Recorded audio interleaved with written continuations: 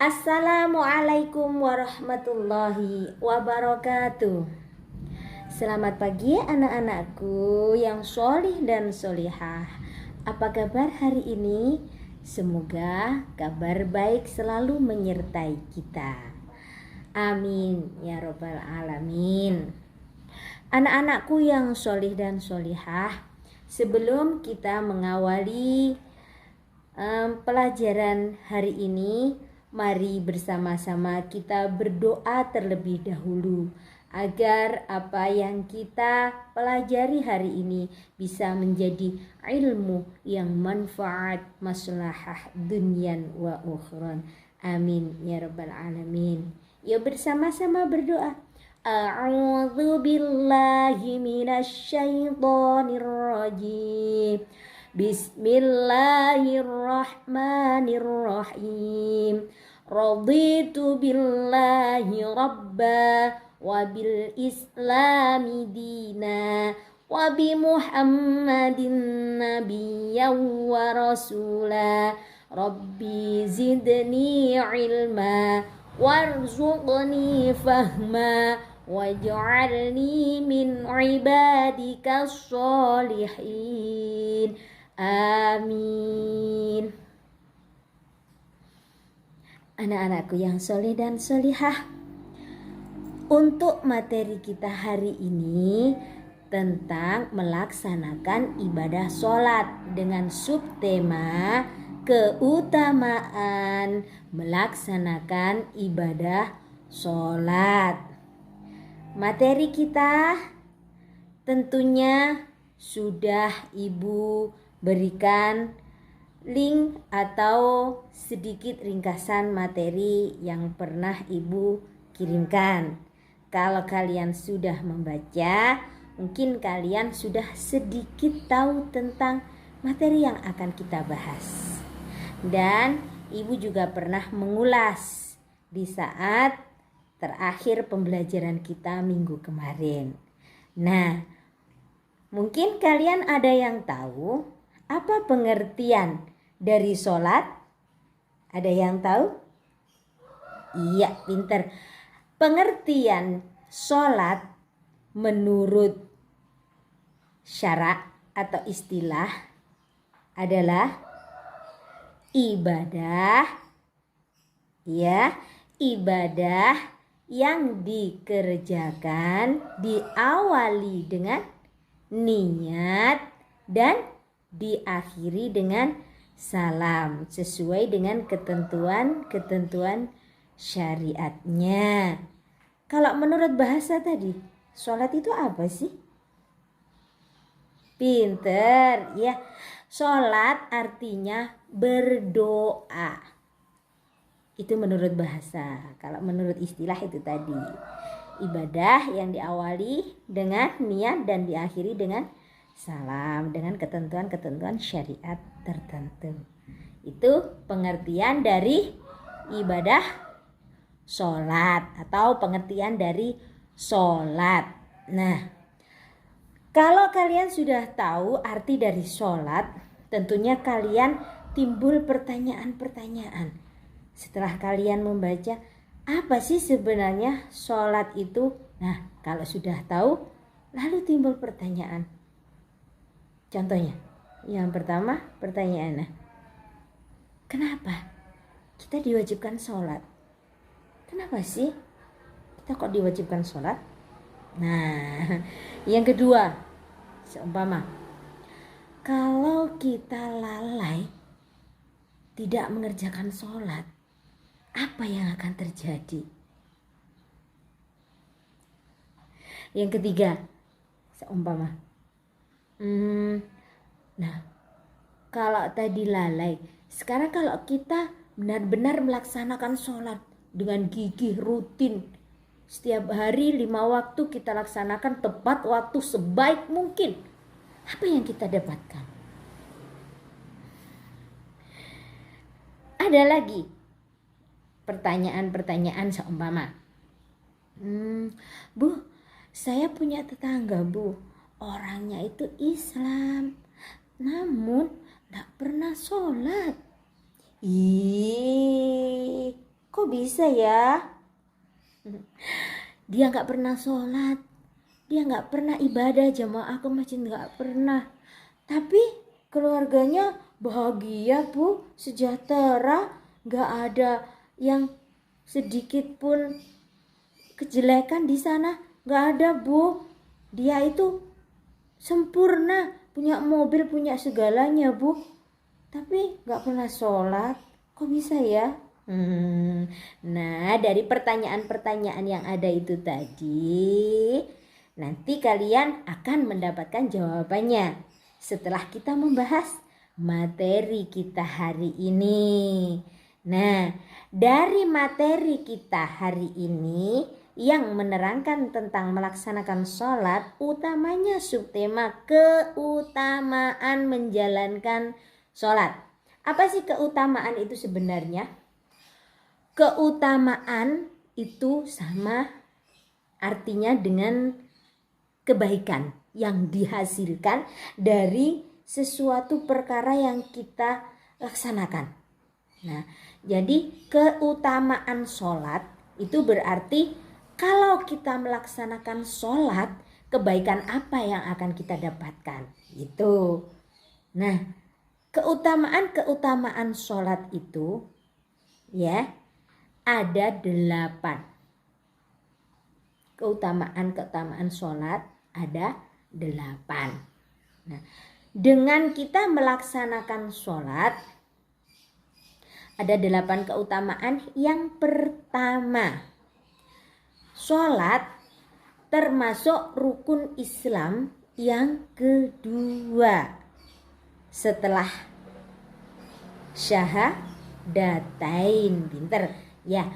Jadi masih ingat kan rukun Islam? Rukun Islam ada? Rukun Islam ada berapa? Yang pertama syahadatain, yang kedua sholat, terus zakat, puasa, haji bila yang mampu. Ya, jadi ada berapa rukun Islam? Pinter, masih ingat ya? Jangan sampai lupa. Ya, itu rukun Islam. Jadi sholat itu adalah rukun Islam yang kedua setelah syahadat. Ya. Jadi sholat itu berarti kewajiban.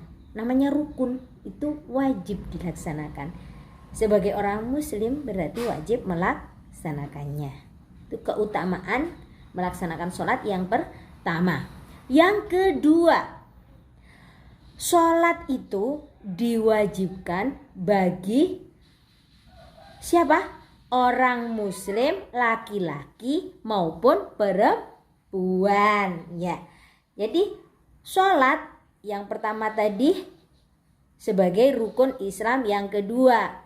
Lalu yang kedua keutamaannya, sholat diwajibkan kepada orang muslim. Siapa orang muslim? Orang muslim adalah orang yang beragama Islam. Ya. Orang muslim laki-laki maupun perempuan. Jadi muslimin dan muslimat itu wajib melaksanakan sholat. Yang ketiga, amal perbuatan yang pertama kali akan ditanyakan di akhirat nanti. Itu yang ketiga. Lalu yang keempat, sholat adalah amal yang paling disukai oleh Allah Subhanahu wa ta'ala. Yang kelima, sholat itu dapat menghapuskan segala kesalahan dan menghilangkan segala keburukan. Nah, lalu yang keenam, sholat bisa mencegah dari sifat keji dan mungkar. Jadi kita terhindar, tercegah dari keji dan mungkar. dengan kita melaksanakan sholat. Yang ketujuh, orang muslim tadi, muslimin dan muslimat yang mau mengerjakan sholat dengan ikhlas hati, dia akan mewarisi surga firdausnya Allah Subhanahu wa ta'ala. Amin. Semoga kita bisa menjadi yang seperti itu. Amin. Dan yang terakhir, sholat adalah sebagai sarana untuk mendapatkan pertolongan Allah Subhanahu wa ta'ala. Nah, itu ada 8 keutamaan kita melaksanakan sholat. Kita bahas satu persatu. Ya, coba sebelum kita membahas, Ibu ingin tahu tepuk PPK, religius, nasionalis, mandiri, gotong royong, integritas, merdeka. Semangat ya. Oke, yuk sambil kita buka lagi bukunya, materinya, kita bahas selanjutnya. Tepuk PPK, religius, nasionalis, mandiri, gotong royong, integritas, merdeka. Semangat ya. Oke, yuk sambil kita buka lagi bukunya, materinya, kita bahas selanjutnya.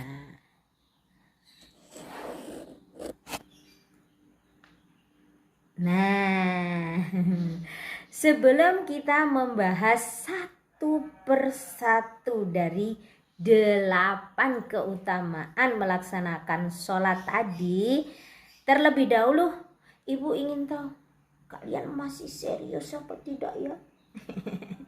Kalian masih mendengarkan Ibu apa enggak?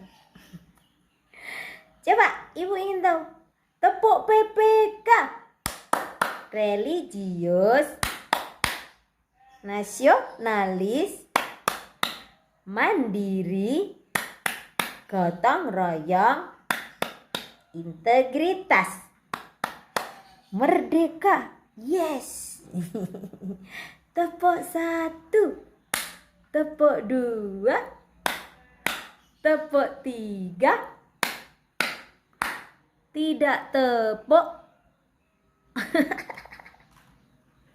Kalau kalian salah, berarti kalian tidak memperhatikan.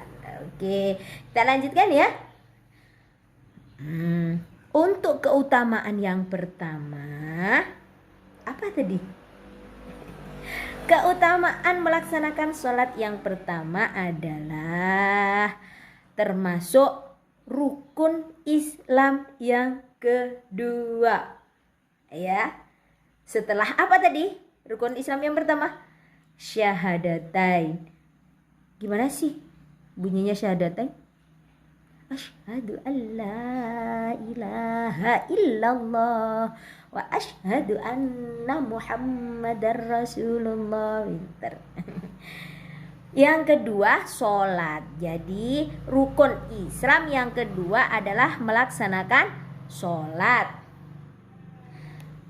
Kalian tentunya tidak asing dan pastinya sudah tahu bangunan-bangunan seperti rumah,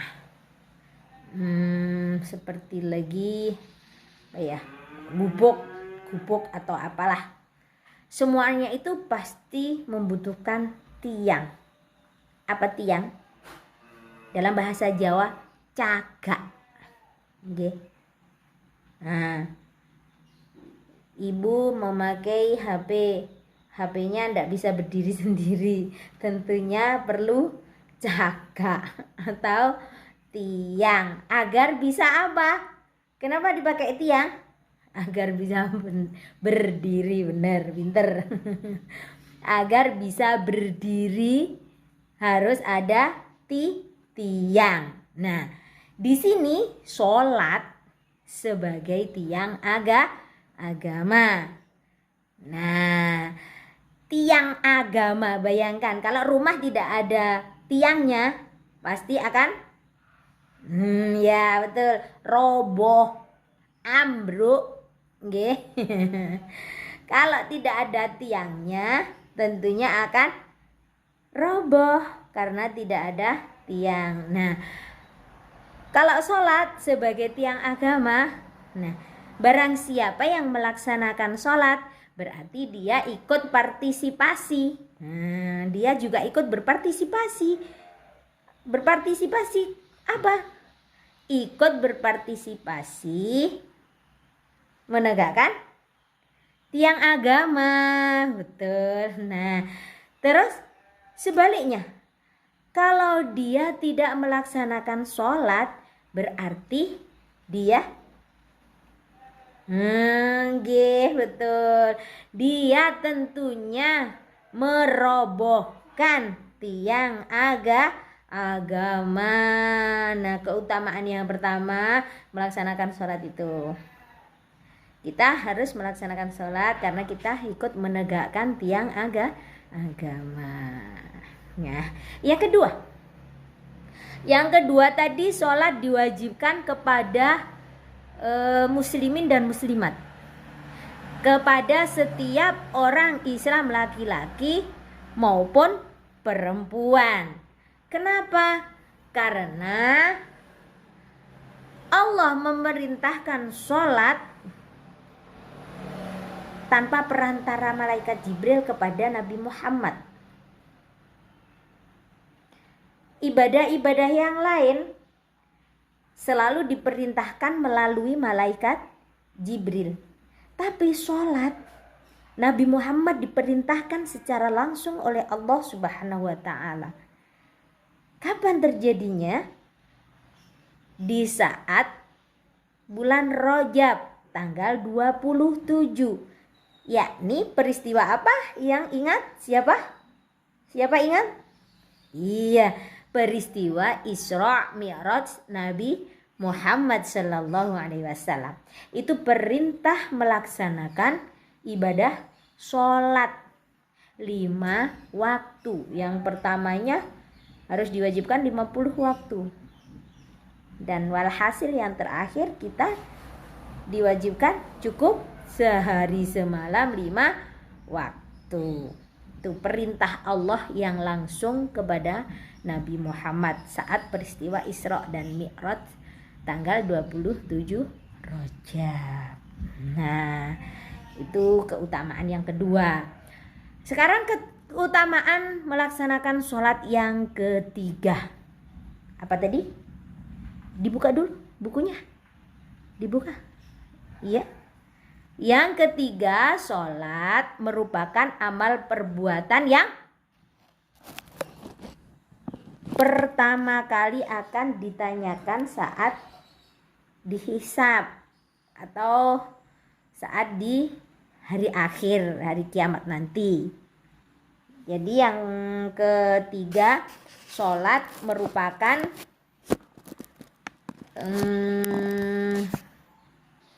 amal perbuatan yang pertama kali akan ditanyakan di akhirat nanti. Seperti sabda Rasulullah Shallallahu Alaihi Wasallam yang artinya, sesungguhnya amal seseorang yang pertama kali dihisab adalah sholatnya. Jika sholatnya bagus atau baik, maka ia memang menang dan sukses. Dan jika sholatnya rusak, maka menyesal dan merugilah orang tersebut. Hadis ini diriwayatkan oleh Imam Tirmidzi dan Imam Nasai Al-Baihaqi. Nah, dari keutamaan yang ketiga ini, marilah kita melaksanakan sholat sebaik-baiknya agar menjadi amal kebaikan kita dan tercatat sebagai amal yang soleh, dan sholat kita bagus, insya Allah kita pun akan menjadi orang yang lebih baik lagi. Allahumma amin. Nah, kita lanjutkan yang keempat. Yang keempat adalah amal yang paling disukai oleh Allah adalah sholat. Nah, jadi amal yang paling disukai oleh Allah itu sholat. Dijelaskan dari sabda Rasulullah Shallallahu Alaihi Wasallam dari Abu Abdurrahman bin Mas'ud radhiyallahu an menjawab, bersabda, aku pernah bertanya kepada Nabi Muhammad Shallallahu Alaihi Wasallam, amal apa yang paling dicintai oleh Allah Subhanahu Wa Taala? Beliau menjawab, sholat pada waktunya. Lalu apa lagi? Tanyaku. Beliau pun menjawab, berbaktilah kepada kedua orang tuamu. Kemudian apa lagi? Tanyaku lebih lanjut. Maka beliau pun menjawab, jihad di jalan Allah. Hadis ini diriwayatkan dari Imam Bukhari dan Muslim. Nah, dari penjelasan itu berarti sudah jelas amal yang paling disukai oleh Allah adalah sholat. Jadi keutamaan melaksanakan sholat yang keempat adalah tertera pada hadis riwayat Abu Abdurrahman bin Mas'ud. Sudah jelas. Nah, di situ diterangkan. Nah, kita harus mendahulukan sholat. Setelah sholat, amal yang kedua yakni kita harus berbakti kepada kedua orang tua dan jihad fi sabilillah. Jihad sabilillah itu maksudnya berjuang untuk agama Allah.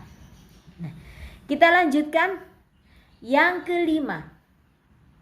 Keutamaan yang kelima dalam melaksanakan sholat adalah sholat itu dapat menghapuskan kesalahan. Ya. Selain menghapuskan kesalahan, sholat itu dapat menghilangkan keburukan. Jadi segala keburukan yang kita punya itu bisa hangus, bisa hilang, bisa bersih. Loh, kok bisa? Nah, buktinya ada riwayat hadis yang menerangkan juga. Di sini Rasulullah Shallallahu Alaihi Wasallam bersabda dari Abu Hurairah radhiyallahu an bahwa Rasulullah Shallallahu Alaihi Wasallam bersabda kepada para sahabatnya, bagaimana pendapat kalian seandainya ada sebuah sungai di depan pintu rumah salah seorang dari kalian, lalu dia mandi 5 kali setiap hari? Pertanyaan Rasulullah dalam hadis, apakah masih ada kotoran? Para sahabat pun menjawab, tidak akan ada kotoran yang tersisa sedikit pun daripadanya. Lalu beliau bersabda, seperti itu pula lah dengan sholat 5 waktu. Allah akan menghapuskan segala kotoran yang ada pada diri kita, dan tidak ada kotoran yang tersisa sedikit pun daripadanya. Dengan sholat 5 waktu, Allah akan menghapus semua kesalahan dengan Allah Subhanahu wa taala. Hadis ini diriwayatkan oleh Bukhari, Muslim. Jadi bukti dari melaksanakan sholat bisa menghapuskan salah dan menghilangkan keburukan. Hadis ini bisa untuk acuan, bisa sebagai acuan bukti bahwa sholat itu bisa seperti itu, menjadi keutamaan yang kelima. Lalu keutamaan yang kelima ini, Imam Ibnu Arba'i mengatakan bahwa perumpamaannya ada pada hadis, tergambarkan perumpamaannya adalah ada seorang yang badan dan pakaiannya banyak kotoran-kotoran yang menempel. Lalu ia membersihkannya dengan air yang banyak. Begitu pula dengan sholat. Sholat membersihkan kesalahan hamba dan kotoran-kotoran serta dosa-dosanya. Nah, ini diperjelas lagi ini ya. Nah, semoga kita bisa istiqomah dalam melaksanakan sholat 5 waktu kita. Keutamaan yang keenam, sholat dapat mencegah dari perbuatan keji dan mungkar. Nah, sebagaimana Allah berfirman dalam surat Al-Ankabut ayat 45. Mari kita baca bersama. Ya. A'udzu billahi minasy syaithanir rajim. Bismillahirrahmanirrahim. Innas sholata tanha 'anil fahsya'i wal munkar. Sekali lagi, makhrajnya harus benar. Innas sholata tanha 'anil fahsya'i wal munkar. Shadaqallahul azim. Yang artinya, sesungguhnya sholat dapat mencegah perbuatan keji dan mungkar. Nah, dari ayat ini timbul pertanyaan. Nah, pertanyaannya begini. Tadi Ibu di awal mengatakan ada orang yang gak pernah sholat tapi kehidupannya makmur sejahtera. Nah, sama ini juga. Orangnya taat beribadah, taat dalam agama. Dia selalu melaksanakan sholat 5 waktu rutin. Dia berjamaah di masjid. Namun kenapa mereka masih melakukan hal yang keji dan mungkar? Nah, ini lain lagi dalam artian orang tersebut belum tahu makna dan arti sholat yang sebenarnya. Sholat itu kan berdoa. Orang berdoa itu harus hikmat. Ya, orang berdoa harus hikmat. Keutamaan yang keenam adalah sholat dapat mencegah perbuatan keji dan mungkar. Nah, hal ini sesuai dengan firman Allah surat Al-Ankabut ayat 45. Mari kita baca bersama-sama. A'udzu billahi minasy syaithanir rajim. Bismillahirrahmanirrahim. Inna as-salata tanha 'anil fakhsya'i wal munkar. Shadaqallahul azim. Yang artinya sesungguhnya sholat dapat mencegah perbuatan keji dan mungkar. Nah, namun sebagaimana Allah berfirman pada surat Al-Ankabut ayat 45 ini tadi, fenomena yang ada di masyarakat sering kita lihat seperti yang di awal tadi Ibu pertanyakan ya, yang Ibu bertanyakan kepada kalian. Di sini ada orang muslim. Nah, orang muslim tersebut ibadahnya baik sekali. Ibadahnya selalu tertib. Namun dia tidak meninggalkan perbuatan keji dan mungkarnya. Ibadahnya tertib, namun tetap berbuat keji dan mungkar. Nah, hal itu bagaimana? Nah, ini lain lagi.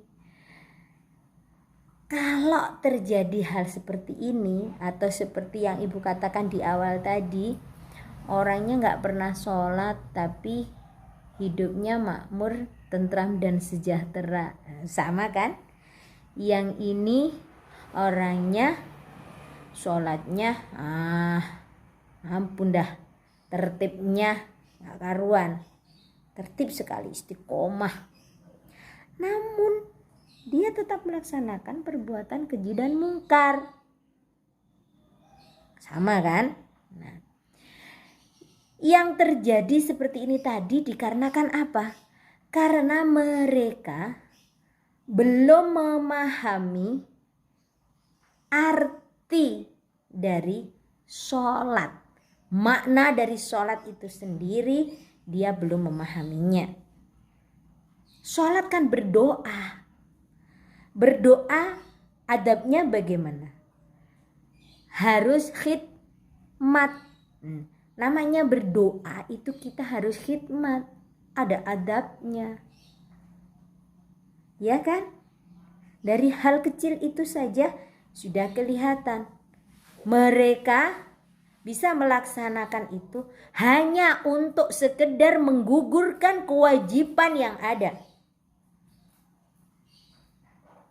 Jadi dia melaksanakan sholat itu bukan karena ikhlas hati, namun hanya karena biar dilihat orang lain. Aku kan di sini disegani, disegani, dikasih nasi kali ya, disegani, dihormati maksudnya, bukan dikasih nasi, disegani, dihormati dan lain sebagainya.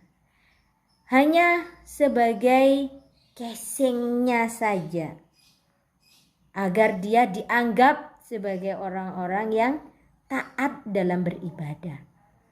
Dan itu semua hanya untuk menggugurkan kewajiban-kewajiban yang ada. Jadi dia jauh dari makna sholat yang sebenarnya. Maka yang terjadi itu tadi, walaupun dia tidak sholat, dia diuji oleh Allah. Dia diuji dengan kemakmuran, kesejahteraan di dunia. Dia diuji dengan kekayaan yang ada. Dan yang satunya, dia beribadah tapi ibadahnya tidak diterima oleh Allah Subhanahu wa ta'ala. Bisa dipahami ya? Kita lanjutkan. Keutamaan yang ke-7. Orang yang khusyuk dalam melaksanakan sholat akan mewarisi surga firdausnya Allah Subhanallah. Jadi ini diterangkan dalam Al-Quran surat Al-Mu'minun ayat 9 sampai 11. Siapa yang melaksanakan sholat dengan ikhlas, ya, tanpa pamrih, tanpa menginginkan apapun, tanpa merasa dia terbebani oleh kewajiban melaksanakan sholat sebagai rukun Islam yang kedua, dia benar-benar ikhlas, dia akan benar-benar mewarisi surga firdausnya Allah Subhanahu wa ta'ala. Sesuai dengan Al-Quran surat Al-Mu'minun ayat 9 sampai 11. Ya, kita baca lagi bersama-sama. A'udzu billahi minasy syaithanir rajim. Bismillahirrahmanirrahim. Walladzina hum ala salatihim yuhafizun. Ulaika humul warithun alladzina yarisuna al-firdausa hum fiha khalidun. Shadaqallahul azim. Artinya, dan orang-orang yang memelihara sholatnya, mereka itulah orang yang akan mewarisi, yakni yang akan mewarisi surga Firdaus. Mereka kekal di dalamnya. Semoga kita bisa istiqomah menjalankan sholat 5 waktu, bisa menjadi orang-orang yang benar-benar ikhlas menjalankan kewajiban-kewajiban yang telah ditentukan oleh Allah Subhanahu wa ta'ala, sebagaimana menjadi syariat-syariat agama Islam. Amin. Allahumma amin. Yang terakhir adalah keutamaan yang ke-8, yakni sholat sebagai sarana untuk mendapatkan pertolongan Allah Subhanahu wa ta'ala. Ini juga diterangkan pada Al-Quran surat Al-Baqarah ayat 153 yang berbunyi, A'udzu billahi minasy syaithanir rajim. Bismillahirrahmanirrahim. Ya ayyuhalladzina amanu ista'inu bis-sabri was-salah. Innallaha ma'as-sabirin. Shadaqallahul azim. Artinya, wahai orang-orang yang beriman, mohonlah pertolongan kepada Allah Subhanahu wa ta'ala dengan sabar dan sholat. Sungguh Allah bersama orang-orang yang sabar. Tadi sudah disinggung sama ibu bahwa sholat adalah berdoa, dan kita berdoa itu ada adabnya, ya. Dan sholat itu di sini diterangkan sebagai keutamaan yang terakhir adalah sebagai sarana untuk mendapatkan pertolongan Allah Subhanahu wa ta'ala. Kepada siapa lagi kita minta tolong selain kepada Allah Subhanahu wa ta'ala? Karena segala yang ada, kejadian yang ada hanya atas kehendak Allah Subhanahu wa ta'ala. kita merasakan berkecil hati, merasakan sesuatu tidak enak hati atau apapun, tidak usah berkeluh kesah, apalagi menceritakan kepada orang lain. Yang tepat adalah kita minta pertolongan kepada Allah Subhanahu wa ta'ala. Segala yang terjadi itu atas kehendak Allah Subhanahu wa ta'ala. Dan apa yang telah terjadi kepada kita berarti atas kehendak Allah juga. Semua tidak lain adalah campur tangan Allah Subhanahu wa ta'ala. Dan itu semua pasti ada solusinya. Di mana solusinya? Allah akan selalu memberikan solusi kepada kita semua. Karena yakinlah, Allah tidak akan pernah memberikan atau membebani kepada umatnya selain umatnya itu memang mampu untuk menghadapinya. Semangat, tetap selalu berkarya, raih ilmu sebanyak mungkin, raih cita-cita setinggi langit. Itu 8 keutamaan menjalankan sholat. Dari ke-8 keutamaan yang ada tadi, mungkin ada pertanyaan? Adakah yang kurang bisa memahami materi yang Ibu berikan? Bisa dipertanyakan?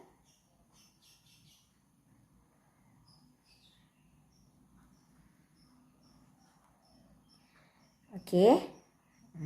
Kalau tidak ada pertanyaan, coba kalian jawab pertanyaan-pertanyaan berikut sambil kita merefleksi materi yang sudah Ibu sampaikan hari ini. Ditulis ya di buku kalian. Yang pertama, mengapa kita diwajibkan mengerjakan sholat?